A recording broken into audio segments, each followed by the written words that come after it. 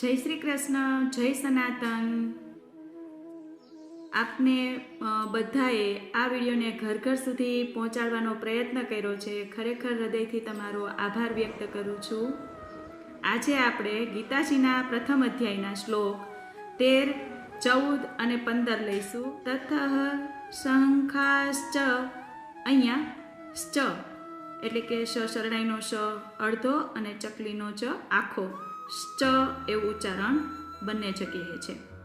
તતઃ શંખાશ્ચ ભૈર્યશ્ચ, ભૈર્યશ્ચ, તતઃ શંખાશ્ચ ભૈર્યશ્ચ પણવાનક ગોમુખઃ સહ સેવાભ્યહન.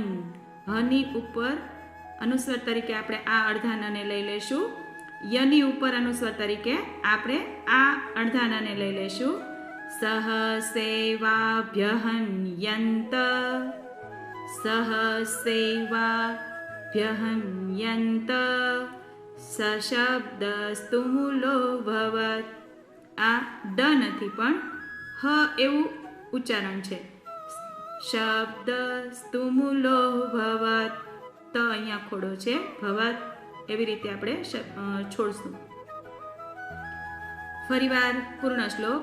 તતઃ શંખાશ્ચ ભૈર્યશ્ચ પણવાનક ગોમુખઃ સહ સૈવાભ્યહન યંત સશબ્દસ્તુ મૂલો ભવત. અર્થાત પછી શંખ, નગારા, ઢોલ, મૃદંગ તેમજ રણસિંગા વગેરે વાદ્યો એક સાથે જ વાગી ઉઠ્યા. તેમનો એ અવાજ ઘણો ભયંકર થયો. શ્લોક 14. તતઃ શ્વેતેર હયેર્યુક્તે. હની આગળ અડધો રેફ એટલે કે ર છે. યુની આગળ અડધા રનું આપણે ઉચ્ચારણ કરવાનું છે. શ્વેતેર હયેર યુક્તે. તતઃ શ્વેતેર હયેર્યુક્તે મહતી સ્યંદને સ્થિતો માધવઃ પાંડવશ્ચૈવ દિવ્યો શંખો પ્રદધ્મતુઃ. શંખો અહંનું ઉચ્ચારણ જે જગ્યાએ છે ત્યાં આપણે લઈશું. માધવઃ પાંડવશ્ચૈવ દિવ્યો શંખો પ્રદધ્મતુઃ. પૂર્ણ શ્લોક લઈએ. તતઃ શ્વેતેર હયેર્યુક્તે મહતી સ્યંદને સ્થિતો માધવઃ પાંડવશ્ચૈવ દિવ્યો શંખો પ્રદધ્મતુઃ. ત્યાર પછી શ્વેત અશ્વો જોડેલા ઉત્તમ રથમાં બેઠેલા શ્રી કૃષ્ણ મહારાજે અને અર્જુને પણ અલૌકિક શંખ વગાડ્યા. હવે આપણે જોઈશું શ્લોક 15.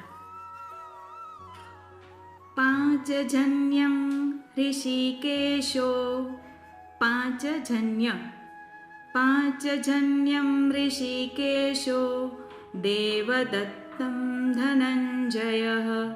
દત્તમ તો અહીંયા દોઢ એટલે કે એક અડધો અને આખો છે. દેવદત્તમ નહીં બોલવાનું, દેવદત્તમ. દેવદત્તમ ધનંજય પૌંડ્રમ દદ્મો મહાશંખમ. શંખમ અહંનું ઉચ્ચારણ મહાશંખમ ભીમકર્માવૃકોદરઃ. પૂર્ણ શ્લોક એક વખત લઈશું આપણે.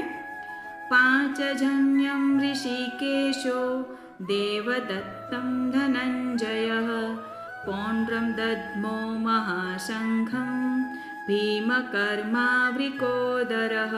અર્થાત શ્રી કૃષ્ણ મહારાજે પાંચજન્ય નામનો, અર્જુને દેવદત્ત નામનો અને ભયાનક કર્મ કરનાર ભીમસેને પૌંડ્રમ નામનો મહાશંખ વગાડ્યો.